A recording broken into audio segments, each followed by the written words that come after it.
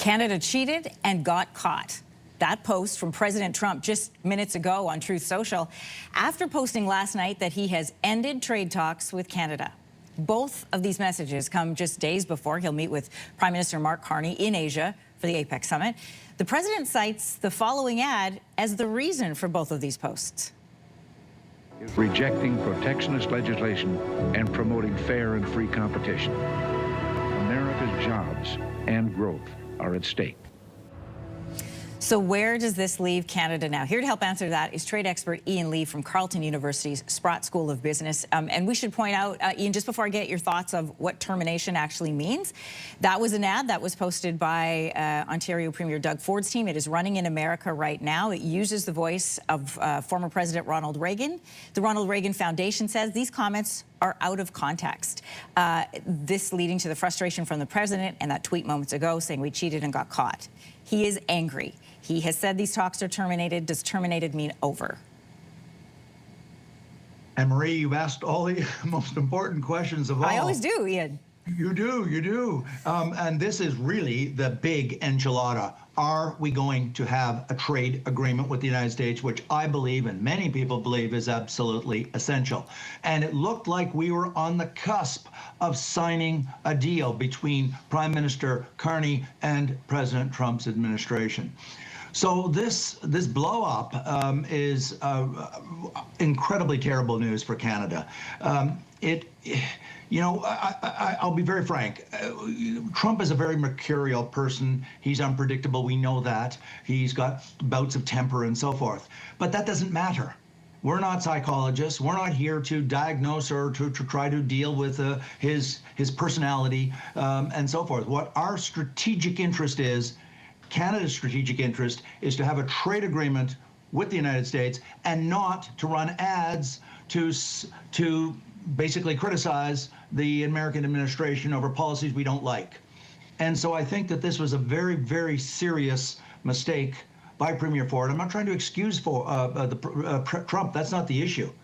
But a subnational government, not the national government that is responsible under the Constitution for treaties, a subnational government called the Premier of Ontario ran ads in the United States to influence American voters about American public policy and the American president. And the Americans have long been sensitive about this. Just one more quick point, Anne-Marie, because it really does reveal this. In 1965, because this is not the first time an American president got very angry at us. In 1965, Prime Minister Lester Pearson gave a speech at a university in the States, I think it was in Boston, criticizing and condemning the U.S. involvement in the Vietnam War. President Lyndon Johnson, the Democratic president, was so angry, he demanded that Pearson go down and meet him at his ranch in Texas. He did. And Johnson, who was 6'5" and Pearson was 5'5", apparently, this has been well reported in the biographies and so forth, he picked Pearson up about 2 inches from his face and so said, "Don't you dare come in my backyard and start peeing in my backyard." That's a direct quote of Lyndon Johnson. So they're very sensitive about other countries going into the U.S. to start influencing and trying to talk through ads and so forth American voters. I think it was a huge mistake if we believe our strategic objective is to achieve a trade agreement.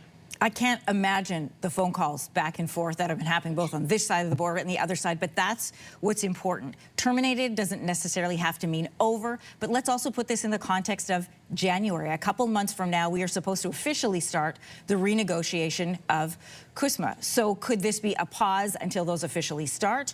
Or is Dominic LeBlanc on the phone with his counterpart in the U.S. frantically trying to still work something out this morning? I'm sure that the federal officials, from Dominic LeBlanc to Prime Minister Carney, are working furiously behind the scenes to try to calm, these very, very angry waters. I'm sure they're doing everything to cool down the rhetoric, to reduce the anger. This, as I said, was not a helpful intervention by a sub-national government that is not constitutionally responsible for treaties. That means Ontario or any province. And so I think you've got a point that the U.S. may use this as an excuse or a justification to punt the current discussions to the January commencement of negotiations on CUSMA. That will be unfortunate for us for one simple reason, and it can be captured in one word: uncertainty. And businesses abhor and hate uncertainty. And what do they do when things are uncertain? Pull back. We'll postpone our decisions to build new factories, to build new plants. And that's the last thing we need in our country right now is uncertainty. We need a lot more certainty, not uncertainty. So hopefully Prime Minister Carney can get the wheels back on the bus and get negotiations going again. But if not, I don't think the game is completely over. We still may pick these negotiations up in January. But one more quick point, Anne-Marie. I do believe the biggest loser last night and this morning, out of if we do a sort of an up and down, who's up, who's down, I think the biggest single loser was the automotive manufacturing industry in Southern Ontario. Ian Lee, not the morning we thought we were going to wake up to today, but we're so glad that you're here and available to us. Yeah, the biggest loser, you said it well. Thanks so much for joining us this morning. Thanks very much, Anne-Marie. If you like that video, make sure to subscribe to the Your Morning YouTube feed, where you can find all kinds of new content posted every weekday morning.